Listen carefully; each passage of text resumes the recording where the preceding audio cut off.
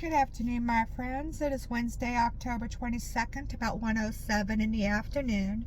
My name is Melissa from Melissa's Struggling Walk with Jesus. I am here using the Amplified Holy Bible and the Navigator's Bible reading plan to share the Word of God with you.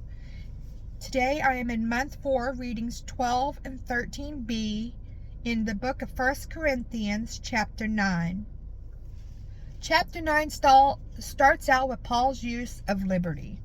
And it says, "Am I not free, unrestrained and exempt from any obligation? Am I not an apostle? Have I not seen Jesus, our risen Lord, in person? Are you not the result and proof of my work in the Lord?" In this verse where it says seen,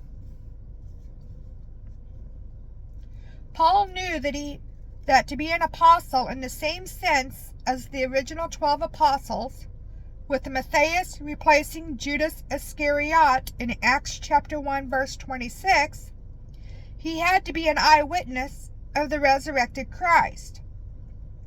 Check out Acts chapter 1 verse 22.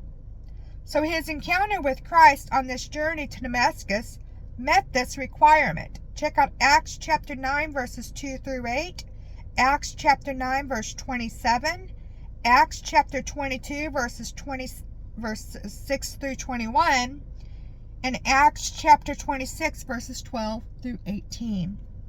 All right, verse 2. "If I am not considered an apostle to others, at least I am one to you. For you are the seal and the certificate and the living evidence of my apostleship in the Lord, confirming and authenticating it. This is my defense to those who would put me on trial and interrogate me concerning my authority as an apostle. Have we not the right to our food and drink at the expense of the churches? Have we not the right to take along with us a believing wife, as do the rest of the apostles and the Lord's brother, and Cephas, Peter? Or is it only Barnabas and I who have no right to stop doing manual labor in order to support our ministry? Consider this: who at any time serves as a soldier at his own expense? Who plants a vineyard and does not eat its fruit? Or who tends a flock and does not use the milk of the flock? Do I say these things only from a man's perspective? Does the law not endorse the same principles? For it is written in the law of Moses, 'You shall not muzzle an ox while it is treading out the grain, to keep it from eating the grain.' Is it only for oxen that God cares?" Check out Deuteronomy chapter 25, verse 4. Verse 10. "Or does he speak entirely for our sake? Yes, it was written for our sake. The plowman ought to plow in hope, and the thresher to thresh in hope of sharing the harvest," where it says in hope. In the New Testament, the word hope expresses a cherished desire along with the confident assurance of obtaining that which is longed for. Verse 11. "If we have sown the good seed of spiritual things in you, is it too much if we reap material things from you? If others share in this rightful claim over you, do not we even more? However, we did not exercise this right, but we put up with everything so that we will not hinder the spread of the good news of Christ.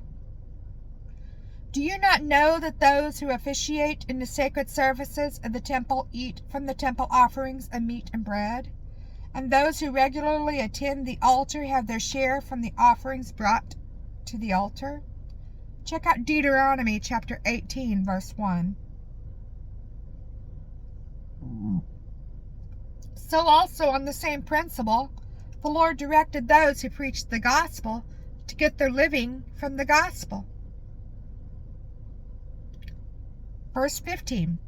"But I have used none of these privileges, nor am I writing this to suggest that any such provision be made for me now. For it would be better for me to die than to have anyone deprive me of my boast in this matter of financial support. Where it says boast. Paul was not bragging, but rejoicing because he could support himself as a tradesman while he ministered.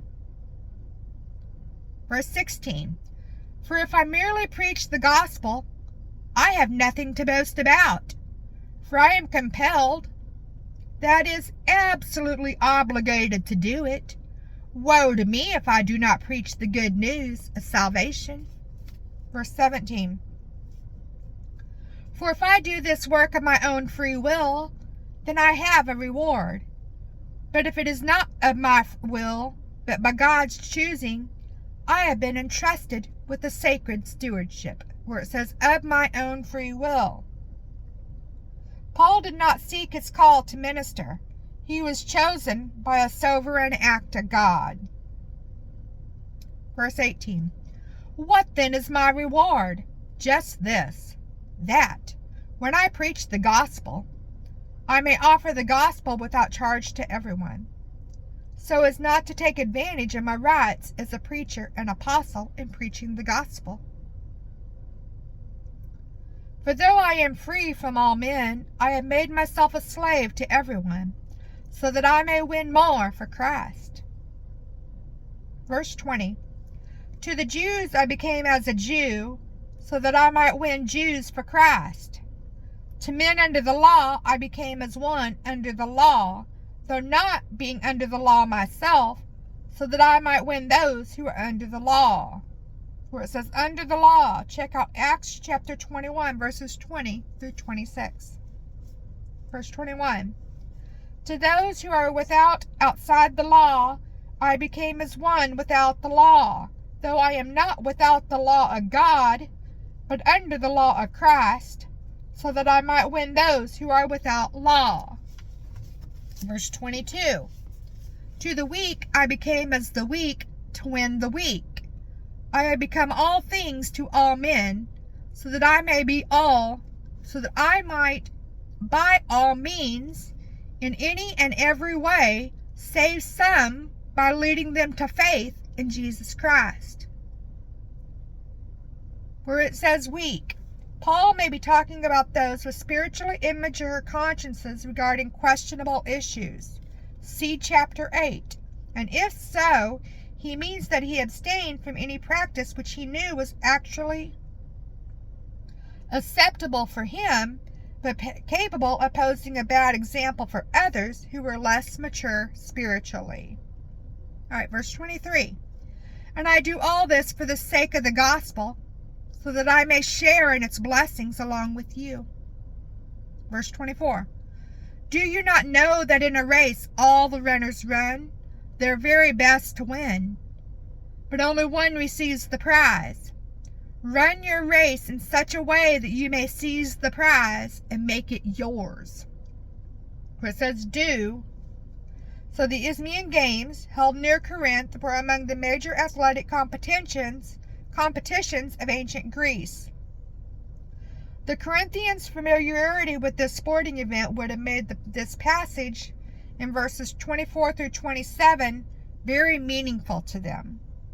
All right, verse 25.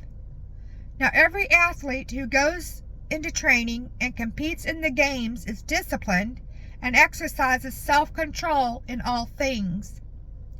They do it to win a crown that withers, but we do it to receive an imperishable crown that cannot wither. Where it says crown. Other literature says perishable crown. It's usually a woven wreath of pine worn as a crown. Verse 26. Therefore I do not run without a definite goal. I do not flail around like one beating the air, just shadow boxing. Verse 27 was used by my pastor, and it says, but like a boxer, I strictly discipline my body and make it my slave, so that, after I have preached the gospel to others, I myself will not somehow be disqualified as unfit for service.